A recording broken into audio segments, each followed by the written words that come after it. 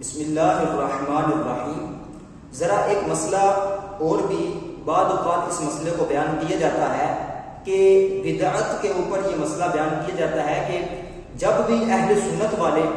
اپنے معمولات اہل سنت میں سے کسی بھی معمولات پر عمل یا عمل کرتے ہیں تو ان کے اوپر یہ الزام لگا کر ان کو جو ہے وہ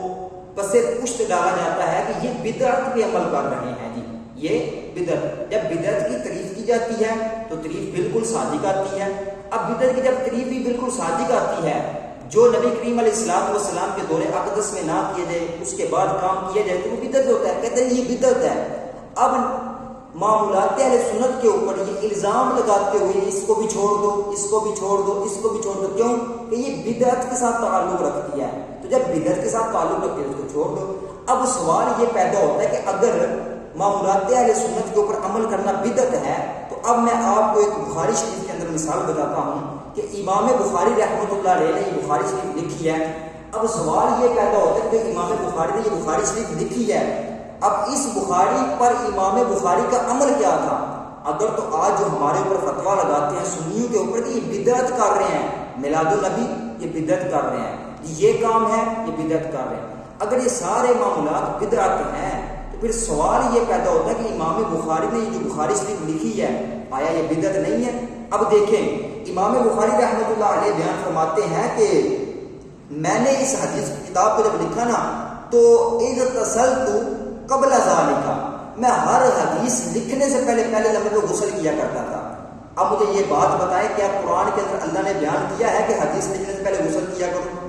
کیا رسول اللہ صلی اللہ تعالی علیہ وسلم نے کہیں حدیث کے اندر بیان فرمایا ہے کہ جب بھی حدیث لکھنی ہے اس سے پہلے غسل کیا کرو؟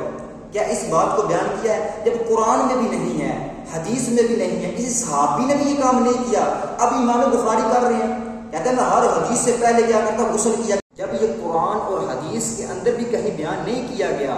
تو پھر امام بخاری جب حدیث کو لکھتے تو حدیث سے پہلے جو غسل کیا کرتے ذرا امام بخاری پر بھی فتویٰ لگاؤ۔ اب نہ یہ قرآن نے بیان کیا نہ حدیث نے بیان کیا لیکن امام بخاری کر رہے ہیں۔ اچھا ایک اور بدعت کی طرف بھی اشارہ کر دیں، لوگ کہتے ہیں سنت والے یہ کام کرتے ہیں جی میلاد النبی مناتے ہیں، یہ کرتے ہیں یا وہ معاملات ہیں سنت کرتے ہیں، بدعت ہے۔ تو امام بخاری کے لکھتے ہیں، امام بخاری رحمۃ اللہ علیہ بیان فرماتے ہیں کہ وصلیت رکعتین، کہ میں بخاری کی ہر حدیث سے پہلے 2 رکعت نفل بھی پڑھا کرتا تھا۔ اب یہ بھی سوال ہوتا ہے، کہتے ہیں کہ جو کام ضرورت کی بنا پر ہو نا تو اسے بدعت نہیں کہا جاتا، لیکن جو کام جو ہے وہ ثواب کی خاطر نیا کی جائے تو وہ بدعت ہوتا ہے، وہ شریعت کے اندر جائز نہیں ہے۔ اب سوال یہ پیدا ہوتا ہے یہ جو نفل پڑھنا ہے، یہاں جو امام بخاری نفل پڑھ رہے ہیں حدیث لکھنے سے پہلے، آیا یہ ضرورت کی بنا پر پڑھ رہے ہیں یا ثواب کی بنا پر پڑھ رہے ہیں؟ ذرا اس کو بھی جواب عطا فرما دیجیے۔ یہی تو کہا جاتا ہے نا کہ ثواب کی خاطر جو نیا کام کیا جائے وہ بدعت ہے۔ ہاں کوئی ضرورت کی بنا پر، جیسے ایک علامہ صاحب تھے وہ بیان فرما رہے تھے، چند مثالیں بیان کر رہے تھے، جیسے بیماری ہو تو ڈاکٹر کے پاس جاتے ہیں ہم، جو ہے وہ ٹیکہ ہے، اور اسی طرح جو دوسری دوائیاں استعمال کرتے ہیں تو یہ ضرورت کی بنا پر ہے۔ نبی پاک کے دور میں اگرچہ نہیں تھی لیکن آپ ضرورت کی بنا پر تو ہم استعمال کرنا جائز ہے، اگر ثواب کی خاطر ہو تو پھر جائز نہیں ہے۔ اب مجھے ذرا یہ بتائیے کہ امام بخاری حدیث سے پہلے جو نفل پڑھ رہے ہیں کیا ضرورت کی بنا پر پڑھ رہے ہیں یا ثواب کی بنا پر پڑھ رہے ہیں؟ ذرا اس کا بھی جواب عطا فرمائیے۔ تو اس لیے صرف یہ کہہ کر معمولات اہل سنت کے اوپر الزام لگانا کہ یہ تو بدعت ہے اس کو چھوڑ دو، تو یہ فتوے تو صحابہ کرام کی ذات پر بھی جائیں گے،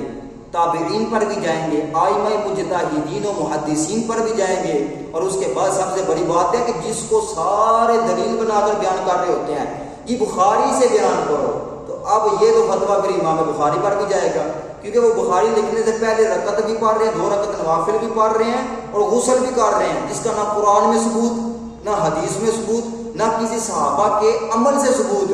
اب ذرا یہاں پر بھی فتویٰ لگائیے گا امام بخاری پر بدعت کا فتویٰ لگے گا کہ نہیں لگے گا؟